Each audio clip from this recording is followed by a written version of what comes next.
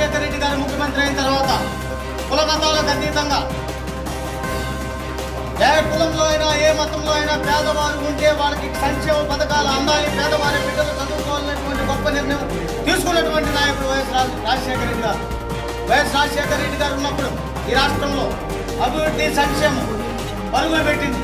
కానీ విధి వంచి ఒక మహానేతని ఈ ఆంధ్ర రాష్ట్ర ప్రజలు కోల్పోయిన తర్వాత ఈ ఆంధ్ర రాష్ట్రం సందిగ్ధంలో ఉంటే వైఎస్ రాజశేఖర రెడ్డి తనయుడు వైఎస్ జగన్మోహన్ రెడ్డి గారు ఆ కుటుంబం ఈ ఆంధ్ర రాష్ట్ర ప్రజల కోసమే సేవ చేయడానికి ఏముందని చెప్పి ఆ రోజు కాంగ్రెస్ పార్టీతో ఉపయోగించి వచ్చి వైఎస్ఆర్ కాంగ్రెస్ పార్టీ స్థాపించారు.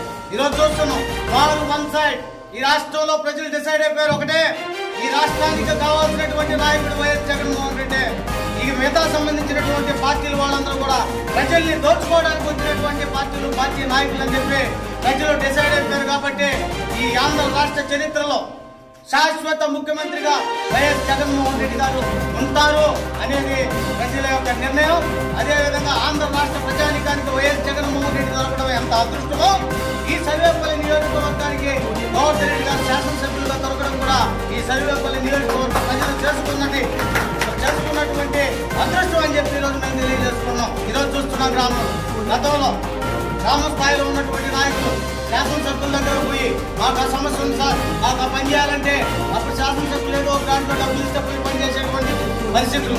ఇప్పుడు గోవర్ధన్ రెడ్డి గారు శాసనసభ్యులు అయిన తర్వాత గత పాలకులతో పోల్చుకుంటే గోవర్ధన్ రెడ్డి గారి స్టైలే వేరు.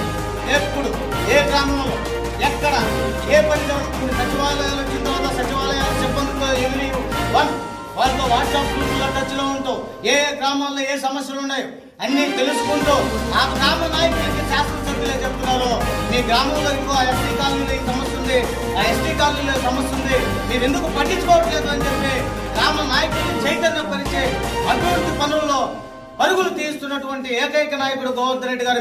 మైనార్టీలు కానీ ఎవరు కూడా కులాలు మతాలు తేడా లేకుండా గోవర్ధన్ రెడ్డి గారు అందరినీ ఒకే సమానంగా చూస్తున్నారు. కాబట్టి ఈ సర్వేపల్లి నియోజకవర్గంలో మేము ఉన్నంత వరకు శాశ్వత శాసనసభ్యునిగా గోవర్ధన్ రెడ్డి గారిని గెలిపించుకుంటామని చెప్పి శపథం చేస్తూ ఈరోజు